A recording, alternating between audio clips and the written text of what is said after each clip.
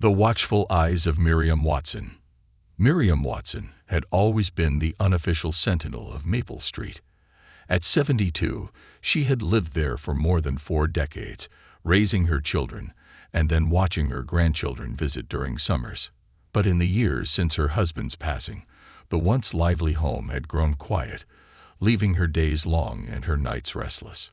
Sitting by the large bay window of her modest bungalow had become her routine, a window to the world that moved on without her. She wasn't nosy, or so she told herself. She simply cared about her neighborhood. It had always been a place of predictability. The mail arrived at 11:15 a.m. Mrs. Carter walked her schnauzer precisely at 4:00 p.m., and Mr. Wallace from across the street left his house every Friday to bowl with his buddies. So when James Harrow's sleek black car started making its nightly appearances, Miriam's curiosity naturally piqued. James had been a respected figure in their community, a wealthy businessman whose name often graced the town's charity drives and social events. People spoke of his kindness, his polished demeanor, and his generosity.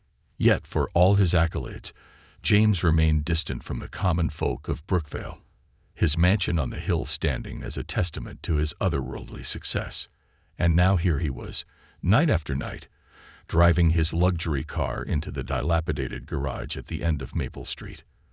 The garage had been an eyesore for years, its paint peeling, its wooden doors sagging on rusted hinges. It was a relic of another era, long abandoned by the family who had once owned it. What would a man of James's stature want with such a place? What unsettled Miriam even more was the girl. Every evening, the passenger door would open, and out would step a young girl, no older than 8, in a bright yellow dress. Her dark curls bounced as she followed James into the garage, her small hand tucked into his. She never smiled, and her eyes carried a heaviness Miriam could only describe as tragic. The girl's presence turned an already odd situation into a mystery Miriam couldn't ignore. The silent observations. For weeks, Miriam watched. She noted the times of their arrivals, their mannerisms, and their silence.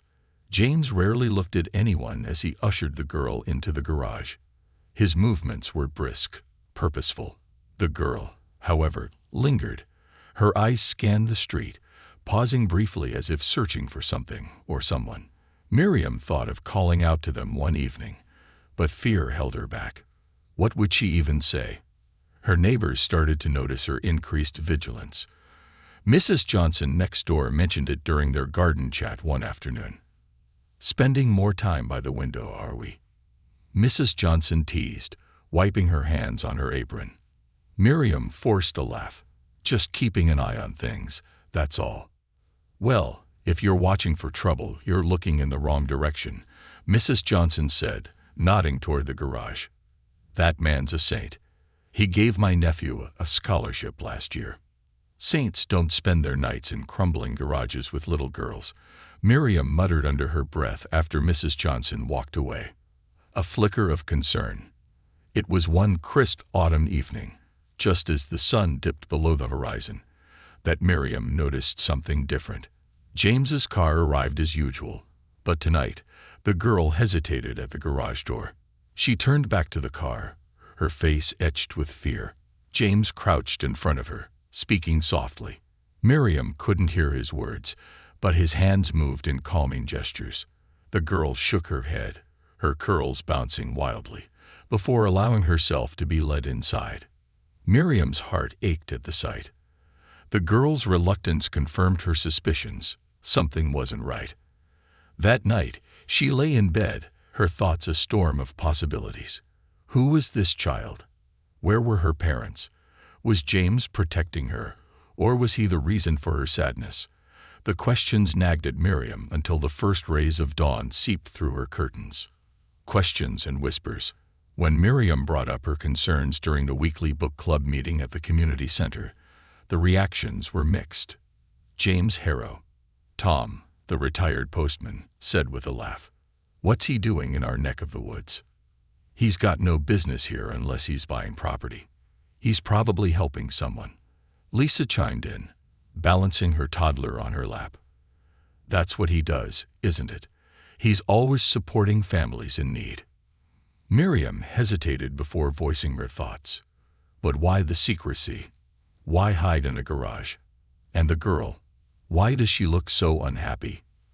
The room grew quiet. Devi, the group's matriarch, sighed and patted Miriam's hand. I know you mean well, but maybe you're looking for trouble where there isn't any. It's not healthy to dwell on these things, dear. Miriam felt the sting of dismissal, but held her tongue. None of them had seen what she'd seen. None of them had watched James's shoulders sag under invisible weight or the girl's haunted eyes. If they wouldn't believe her, she'd have to handle this on her own. Stepping into the shadows, Miriam began taking walks in the evenings, timing them with James's arrival. From a safe distance, she observed the pair as they made their way into the garage. She began documenting everything in a small notebook: the time of arrival, the state of their clothing, even the way the girl's head tilted as she listened to James speak. It wasn't much, but it felt like progress. One night, as she stood beneath the shadow of an oak tree near the garage, she heard James's voice. "This isn't safe anymore," he said, his tone low and urgent. Miriam's breath hitched. She strained to hear more, but the wind carried his words away. The girl said something in return, her voice trembling. Whatever it was, it made James place a hand on her shoulder, his expression grim. Miriam crept closer, careful not to make a sound. Suddenly, a twig snapped beneath her foot, the sound splitting the quiet night like a gunshot. James's head whipped around, his sharp eyes scanning the darkness. For a terrifying moment, Miriam thought he'd seen her, but then he turned back to the girl, ushering her into the garage with a sense of urgency that left Miriam's heart racing. A decision is made. Back at home, Miriam paced the living room, her mind racing. She knew she was playing a dangerous game, but her instincts screamed that the girl was in trouble. She thought about calling the police but hesitated. What if she was wrong? What if she was overstepping? The next morning, as she sipped her tea and stared out at the garage, Miriam made a decision. She would follow James and the girl the next time they left the garage. She needed answers, answers that she would find no matter the cost. Little did she know that the truths she was about to uncover would be far more complex and far more dangerous than anything she had imagined. Into the shadows, Miriam Watson's decision to take matters into her own hands marked the beginning of a journey she could never have anticipated. For years, she had been the quiet observer, the sentinel of Maple Street, content to keep a watchful eye on her neighbors and intervene only when absolutely necessary. But this was different. The mysterious routines of James Harrow and the young girl, Amara, had turned her quiet suburban life upside down. And now, with no one else willing to listen, Miriam was about to step into the shadows herself. The first pursuit. It began on a cold November evening, the kind of night when the chill seemed to seep into your very bones. Miriam sat in her car, parked just far enough down the street to avoid suspicion. She had chosen her spot carefully, a corner where the tall hedges of the Carruthers property provided ample cover. She watched as James's sleek black car emerged from the garage, its headlights piercing the early evening gloom. Her hands gripped the steering wheel tightly, her heart pounding in her chest. This was it. She was finally going to follow them. Miriam waited until James's car had made it halfway down the street before starting her own engine. She kept her lights off at first, creeping forward in the darkness, until she felt confident she wouldn't be noticed. As she turned the corner to follow them, she flicked on her lights, keeping a safe distance. James's car didn't speed or weave. It drove with deliberate precision, almost cautiously. Miriam found this strange. Was he trying to avoid attracting attention, or was there something else weighing on him? Either way, her determination hardened. If James was hiding something, she was going to find out. The park encounter. After several minutes of driving through the winding streets of Brookvale, James's car pulled into a small parking lot at the edge of Oakwood Park. Miriam parked a good distance away, turning off her engine and lights. From her vantage point, she saw James and Amara exit the car. James was dressed in his usual rumpled suit, his tie slightly askew, while Amara wore her now familiar yellow dress, its hem frayed and its once bright color dulled by wear. They walked toward a bench under a street lamp near the park's edge. James carried a small bag in one hand, his other resting lightly on Amara's shoulder. Miriam's curiosity burned. What were they doing here, at this hour? She waited for a few moments before slipping out of her car. The cold air hit her like a slap, but she ignored it, pulling her coat tighter around her. Staying in the shadows, she crept closer, her steps muffled by the soft grass. She crouched behind a tree about 20 yards from the bench, close enough to hear snippets of their conversation. "I can't do this much longer," James said, his voice heavy with exhaustion. "It's not safe here." Amara's reply was softer, almost inaudible, but Miriam caught a few words. "Don't want to leave. Our home." James sighed deeply. "I know, sweetheart, but we don't have a choice. They'll find us if we stay." Miriam's pulse quickened. Who would find them? What were they running from? A sudden change. As Miriam strained to hear more, she noticed movement in the distance. A dark figure emerged from the shadows of the park, walking toward James and Amara. The figure was tall and broad-shouldered, his face obscured by a hood. Something about his posture set Miriam's nerves on edge. He wasn't just another late-night walker. He was purposeful, focused. James noticed him too. He stood abruptly, placing himself between Amara and the approaching figure. Miriam could feel the tension even from her hiding spot. The man stopped a few feet away from James. Though she couldn't hear their exchange, Miriam could tell it was heated. James gestured sharply, his body language defensive, while the other man pointed accusingly. At one point, the man stepped closer, his presence looming over James and Amara. Suddenly, the man's voice rose, clear enough for Miriam to catch a single sentence. "You can't keep running forever." James stiffened, his fists clenching at his sides. "Stay away from her," he growled, his voice low and dangerous. The man laughed, a cruel, hollow sound that sent a shiver down Miriam's spine. "You're out of options, Harrow. We'll be seeing you soon." With that, the man turned and walked away, disappearing into the shadows as quickly as he had appeared. James stood frozen for a moment, his shoulders heaving with the effort of holding himself together. Then he turned to Amara, crouching down to meet her eyes. "We have to go," he said softly. "Now." The escape. Miriam barely had time to retreat to her car before James and Amara were on the move again. She ducked behind the steering wheel, her breath coming in short gasps as she watched them hurry back to their vehicle. James drove off in a hurry, and Miriam waited until they were a safe distance ahead before starting her car to follow. This time, James took a different route. They drove through the quiet residential streets, past closed shops and darkened houses, until they reached the outskirts of town. Miriam's hands were slick with sweat as she gripped the wheel, her heart pounding with a mixture of fear and anticipation. Where was he going? The answer came when James's car turned onto a narrow, winding road that led into the woods. Miriam hesitated for a moment, doubt creeping in. Was she really prepared to follow them into the unknown? But the image of Amara's frightened face pushed her forward. She couldn't stop now. The road was bumpy and poorly lit, the trees closing in on either side like towering sentinels. Miriam kept her distance, her headlights dimmed to avoid detection. Finally, James's car came to a stop near a small clearing.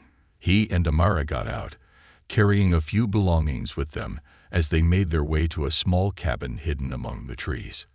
Miriam parked her car a safe distance away, her mind racing. A cabin in the woods. This was far more than she had anticipated. She watched as James unlocked the cabin door and ushered Amara inside. The light from the cabin windows glowed faintly, a fragile beacon in the darkness. A choice to make. Miriam sat in her car for what felt like hours, her thoughts a chaotic swirl. What had she just witnessed? Who was the man in the park, and what did he want with James and Amara? And why were they hiding in a remote cabin? She knew she should call the police. This was far beyond anything she could handle on her own. But doubt gnawed at her. What if the police didn't believe her? What if they dismissed her as an overzealous old woman meddling where she didn't belong?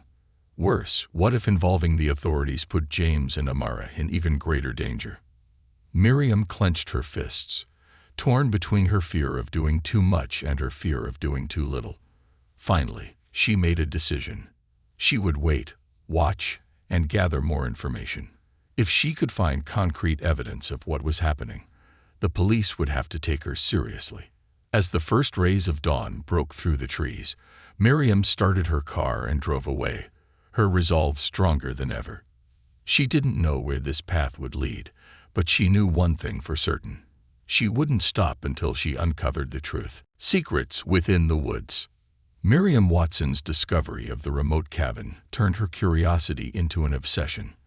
The quiet streets of Maple Street were left behind as her focus shifted to the shadowy woods where James and Amara had retreated.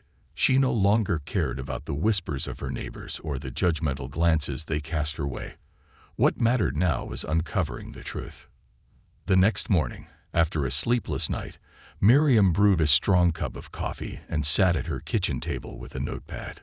She began to write down everything she had observed.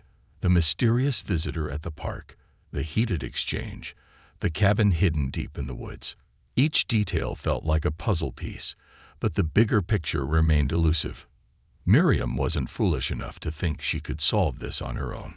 She needed more information, proof that would confirm her suspicions and give her something concrete to take to the authorities. Into the forest. Later that evening, as the sun dipped below the horizon, Miriam found herself once again driving toward the outskirts of town.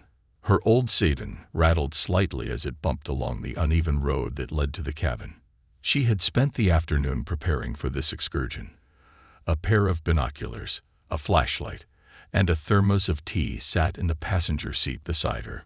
As she neared the clearing where she had seen James and Amara the previous night, Miriam parked her car behind a cluster of trees and killed the engine. She grabbed her belongings, pulled her coat tighter around her, and set off on foot. The air was cold, and the forest was eerily silent, save for the occasional rustle of leaves underfoot. It didn't take her long to find the cabin again. From her position behind a thicket of bushes, Miriam could see the faint glow of light spilling from the windows. The structure was small and rustic, with weathered wooden walls and a tin roof. A plume of smoke rose from the chimney, indicating a fire burning within. Miriam settled into her hiding spot and raised the binoculars to her eyes. Through the window, she could see James moving about the cabin. His movements were tense, hurried, as if he were preparing for something. Amara sat at a small table, her head resting on her hands. She looked tired, her shoulders slumped in a way that tugged at Miriam's heart. For a long time, nothing out of the ordinary happened. James seemed to be pacing, occasionally glancing out the window as though expecting someone or something. Amara remained at the table, picking at a plate of food without much interest. A visitor in the night. Just as Miriam was beginning to think this night might yield no new answers, the sound of a car engine reached her ears. She froze, her heart hammering in her chest. From her position, she could see the faint glow of headlights approaching the cabin. The vehicle that emerged was sleek and black, much like James's own car, but newer and more intimidating. The driver's door opened, and out stepped the same man Miriam had seen at the park. His tall frame and imposing presence were unmistakable. James was out the door in an instant, meeting the man halfway between the cabin and the car. Their conversation was animated, their voices low but intense. Miriam strained to hear, her pulse quickening as she caught snippets of their exchange. "You're out of time," the man said, his tone sharp and unyielding. "They know where you are." James ran a hand through his hair, his frustration palpable even from a distance. "I just need more time. She's not ready." The man cut him off with a dismissive wave. "This isn't about her being ready. It's about keeping her alive. You can't protect her here." Miriam's stomach churned. The words confirmed her growing fears. Amara was in danger, but from what, or whom, remained unclear. The men continued their heated discussion for several more minutes before the visitor finally returned to his car and drove away. James stood alone in the clearing for a long moment, his head bowed. Then, as if suddenly remembering something, he hurried back into the cabin, a glimpse into the past. As the night wore on, Miriam remained in her hiding spot, her mind racing with questions. She had hoped to find answers, but instead she was left with more mysteries. Who was the man, and what did he mean by keeping her alive? Why had James chosen to hide in this remote cabin instead of seeking help from the authorities? Her thoughts were interrupted by a flicker of movement inside the cabin. Miriam raised her binoculars just in time to see James retrieve something from a drawer, a worn leather journal. He opened it and began flipping through the pages, his expression dark and somber. Amara approached him cautiously, her small hand resting on his arm. James knelt down, showing her the journal. Miriam couldn't make out what was written, but whatever it was seemed to upset the girl. She shook her head vehemently, tears streaming down her face. James pulled her into a tight embrace, whispering something into her ear. Amara clung to him, her small frame trembling. The sight brought tears to Miriam's own eyes. Whatever secrets that journal held, they were clearly tied to the danger surrounding this little girl. A risky decision. As the first light of dawn began to filter through the trees, Miriam knew she couldn't stay any longer. Her legs were stiff, and the cold had seeped into her bones, but she couldn't leave without taking one last look at the cabin. She crept closer, keeping to the shadows, until she was just a few feet from the window. Inside, James had placed the journal on the table. He was packing a bag with what little belongings they had. Amara sat nearby, her expression resigned but still sad. Miriam's heart ached for the girl. She wished she could do something, anything, to help her. Then, without thinking, Miriam made a decision that would change everything. She reached into her coat pocket, pulled out her phone, and snapped a picture of the journal through the window. The image wasn't perfect, but it captured enough of the text to give her a lead. As she retreated into the woods, Miriam's hands trembled, not from the cold, but from the weight of what she had just done. She had crossed a line, invading their privacy in a way she had never intended. But she couldn't stop now. She had to find out what was written in that journal, even if it meant putting herself at risk. A new resolve. Back at home, Miriam uploaded the photo to her computer and zoomed in on the text.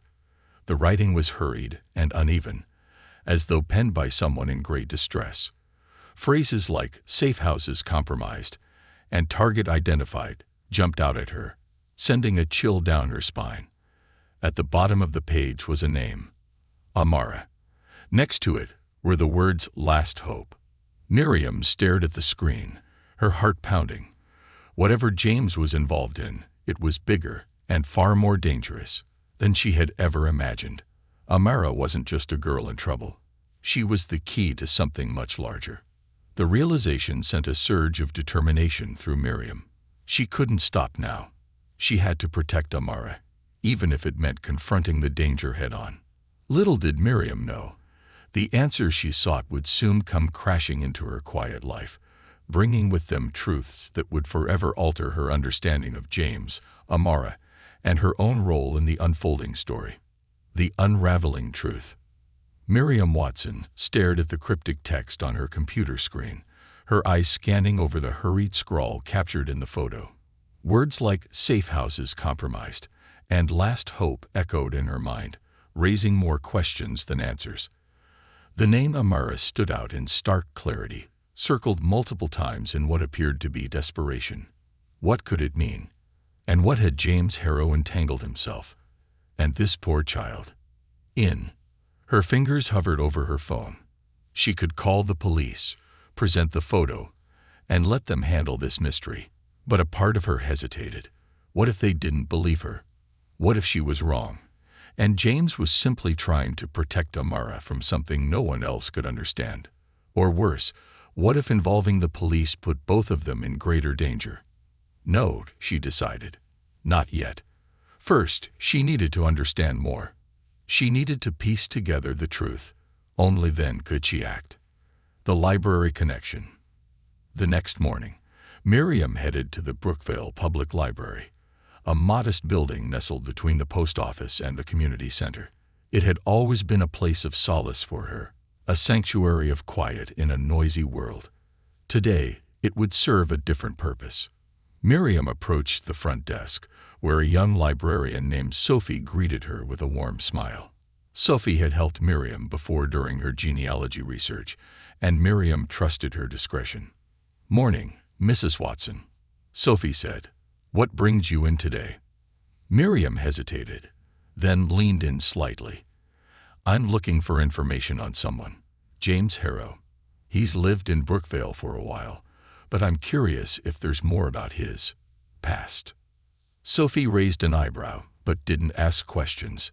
"Give me a moment. I'll see what I can find." As Sophie tapped away at her computer, Miriam wandered the library's aisles, pretending to browse.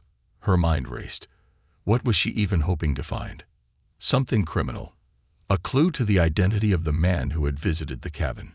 Anything that could explain the strange and tense life James and Amara were living. Sophie returned after several minutes, holding a slim file. "There isn't much, but here's what we have. Local news clippings, mentions of his charitable work, and this." She handed Miriam a printed page. "It's from an online article about his business dealings." Miriam sat at a nearby table and began leafing through the materials. The clippings painted a picture of a man once lauded as a pillar of the community. James had donated generously to local schools and funded scholarships for underprivileged children.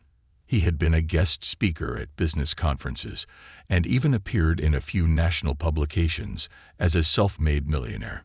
But one article caught Miriam's attention.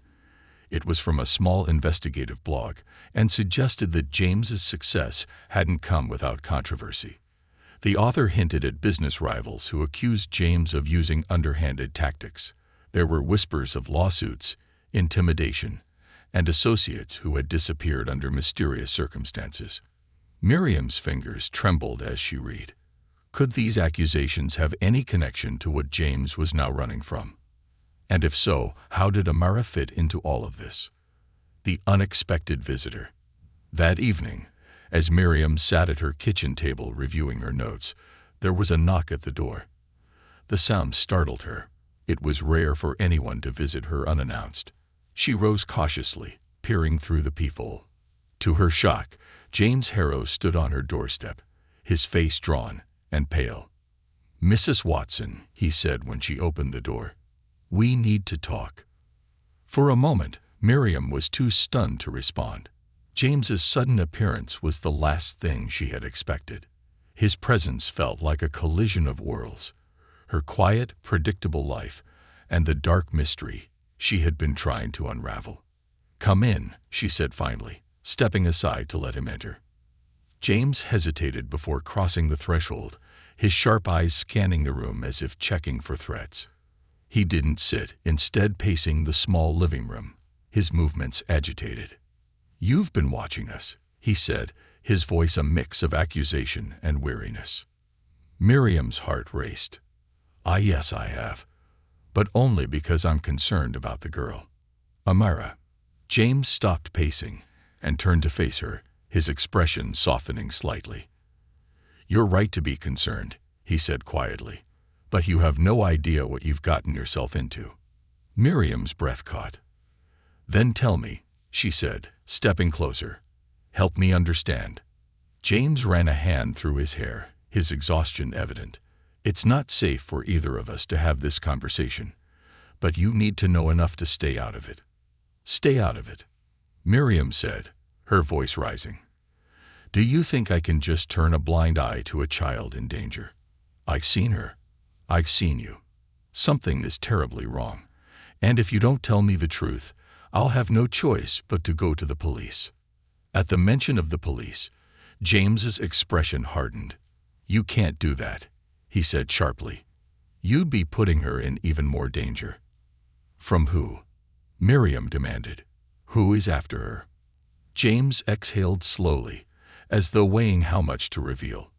"Amara isn't my daughter," he said finally. "She's the daughter of someone I once worked with, someone who got in too deep with the wrong people. When her mother was killed, I promised I'd protect her." Miriam felt her knees weaken and sank into a chair. "Killed? By who?" James's jaw tightened. "A group of people who don't tolerate loose ends. Let's just say they're powerful, and they don't like being crossed. Amara's mother had something they wanted, something she refused to give them. Now they think Amara might have it, or know where it is." "What is it?" Miriam asked, her voice barely above a whisper. James shook his head. "It's better if you don't know." "The warning." James stepped closer, his tone urgent. "Mrs. Watson, I came here tonight because you've put yourself on their radar. They know you've been watching us. If you're not careful, they'll come after you too." Miriam's blood ran cold. "How do they know about me?" "They have eyes everywhere," James said grimly. "You've been asking questions, following us. It was only a matter of time before they noticed." For the first time, Miriam felt the weight of her actions. She had thought she was being careful, but in her quest for answers, she had drawn attention to herself, and possibly endangered them all. "What do I do?" she asked, her voice trembling. "Stay out of it," James said. "Don't follow us anymore. Don't talk to anyone about what you've seen. And if anyone asks you questions, deny everything." Miriam nodded, though the idea of doing nothing went against every instinct she had. "What about you and Amara? How will you stay safe?" James hesitated. "We're leaving tonight. The cabin isn't safe anymore. We'll find somewhere else." Miriam felt a pang of guilt. I took a photo of the journal," she admitted. "I just wanted to understand." James's expression darkened. "You what?" "I didn't show it to anyone," Miriam said quickly. "I swear. I just thought it might help me figure out how to help you." James closed his eyes briefly, then opened them, his gaze sharp. "Delete it. If they find it, they'll use it against you, and us." A desperate plea. As James turned to leave, Miriam grabbed his arm. "Wait," she said.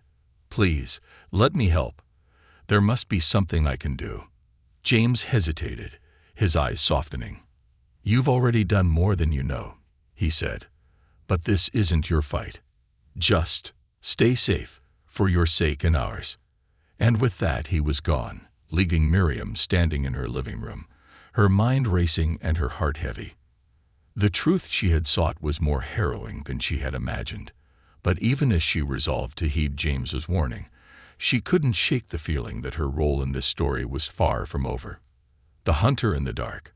The morning after James Harrow's unexpected visit, Miriam Watson sat at her kitchen table, staring at the remnants of her untouched breakfast. Her hands were wrapped around a cup of lukewarm tea, but she barely felt its warmth. James's warning echoed in her mind like a drumbeat. "They know you've been watching us." The weight of his words pressed heavily on her chest. Someone, perhaps the same people who were hunting James and Amara, knew about her, and she had no idea how closely they were watching. She tried to reassure herself that her quiet, ordinary life had made her an unlikely target, but deep down, she felt the icy fingers of fear clawing at her resolve. Her thoughts turned to the photograph she had taken of the journal. She had promised James she would delete it, but every time she moved her cursor toward the file, something stopped her. That photo was the only tangible link she had to the truth. It was her only clue to understanding the danger James and Amara were in, and yet keeping it felt like holding a lit match near a pool of gasoline. An unexpected shadow. Miriam spent the day running errands, trying to maintain an air of normalcy. She went to the grocery store, returned a library book, and dropped off a pie for Mrs. Johnson next door. But all the while, she couldn't shake the feeling that she was being watched. It was subtle at first, the sense that someone's eyes lingered on her for a moment too long, the shadow of movement just outside her peripheral vision. By the time she returned home, her nerves were frayed. She locked her door, drew the curtains, and checked every window twice. For the first time in her life, her beloved home felt like a cage. As night fell, the unease only grew. Miriam couldn't bring herself to sit by the window as she usually did. Instead, she paced the living room, glancing at the clock every few minutes. The thought of James and Amara leaving the cabin haunted her. Where would they go? How would they stay safe? And could she really stand by and do nothing? Her thoughts were interrupted by the sudden sound of a car engine outside. Her pulse quickened as she crept to the window, peeking through a gap in the curtains.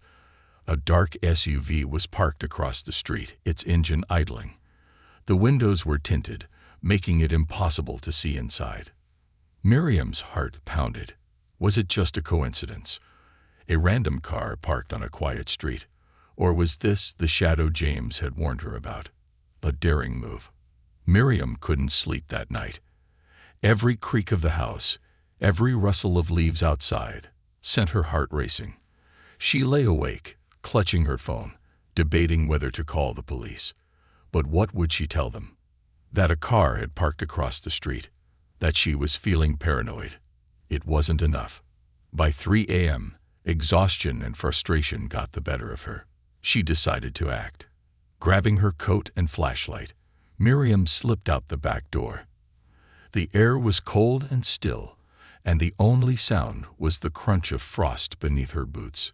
She made her way through her garden and around the side of the house, keeping to the shadows. The SUV was still there, its engine now silent. Miriam approached cautiously, her flashlight off. As she neared the vehicle, she crouched low and peered into the driver's side window. The interior was empty. Whoever had been inside was gone. Her relief was short-lived. A sound behind her, a twig snapping, made her spin around. She barely had time to register the figure emerging from the shadows before a hand clamped over her mouth. Miriam's flashlight fell to the ground, the beam illuminating the gravel at her feet. Quiet, a low voice growled in her ear. "I don't want to hurt you." Face to face with danger, Miriam struggled, her heart pounding in terror, but the man's grip was firm. He steered her away from the SUV, into the deeper shadows near the hedge lining her property. When they were out of view of the street, he released her but kept a firm hold on her arm. "Please," Miriam whispered, her voice trembling. "Don't hurt me." The man stepped closer, and for the first time, she got a clear look at him. He was in his late 30s or early 40s, with sharp features and cold, calculating eyes. He wore a dark jacket and gloves, his stance tense and predatory. "You've been asking too many questions," he said, his voice low but menacing. "Sticking your nose where it doesn't belong." Miriam's mind raced. This was one of them, the people James had warned her about. She had no idea how much they knew or what they wanted from her, but she couldn't let them see her fear. "I don't know what you're talking about," she said, forcing her voice to remain steady.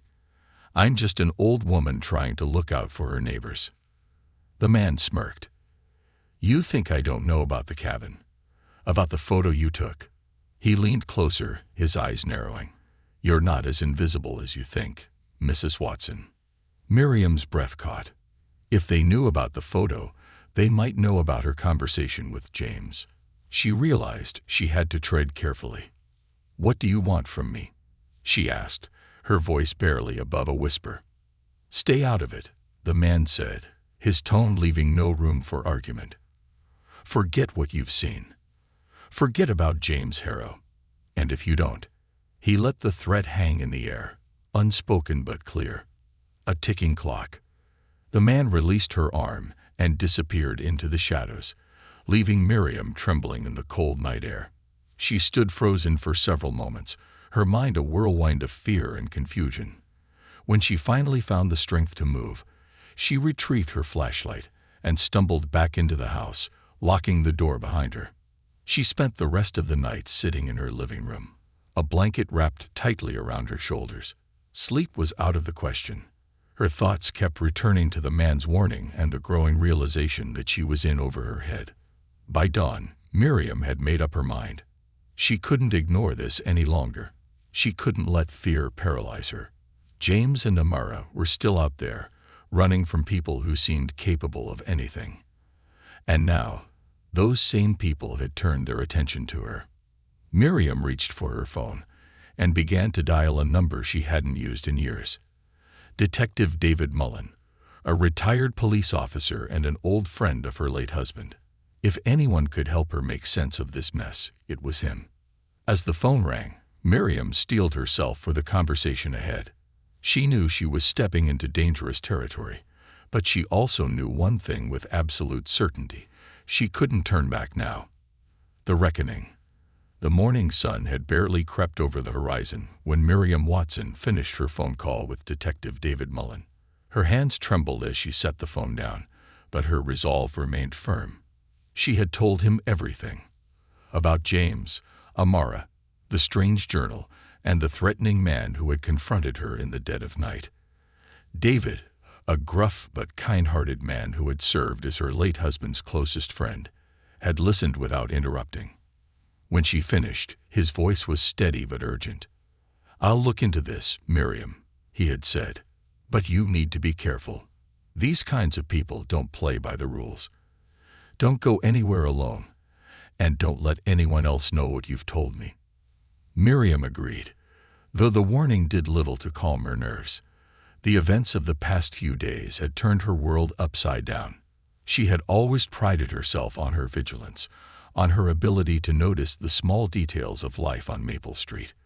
But now she was tangled in something far larger and darker than she had ever imagined. A glimmer of hope. Later that afternoon, Miriam received a call from David. His voice was tense, but there was a hint of excitement beneath it. "You were right, Miriam," he said. "James Harrow isn't just running. He's protecting that girl from some very dangerous people." David explained that he had managed to pull some strings with old contacts in law enforcement. According to his sources, James had once been a key figure in a private security firm that specialized in high-stakes international protection contracts. His work had brought him into contact with powerful corporations and criminal organizations alike. One of those organizations, a shadowy group with ties to arms smuggling and financial fraud, had targeted a whistleblower, Amara's mother. Before her death, she had collected evidence that could dismantle their entire operation. It was believed that she had hidden the evidence somewhere, and now the organization thought Amara held the key to finding it. "They're relentless, Miriam," David said. "If they think she knows anything, they won't stop until they get what they want. And if James has that evidence—" He didn't finish the sentence, but the implication was clear. "What do we do?" Miriam asked, her voice steady despite the fear curling in her stomach. "I'll coordinate with some trusted contacts," David replied. "We'll put together a plan to get James and Amara to safety. But we need more time, and we need to know exactly what evidence they have, and where it is." The message. As dusk settled over Brookvale, Miriam sat by her window, her thoughts swirling. She couldn't stop replaying her conversation with David, wondering if she had done the right thing by involving him. But deep down, she knew there was no other choice. Her musings were interrupted by a soft knock at her door. Miriam froze, her heart leaping into her throat. She grabbed the heavy flashlight she kept by the couch and approached the door cautiously. Peering through the peephole, she saw a familiar face. It was James.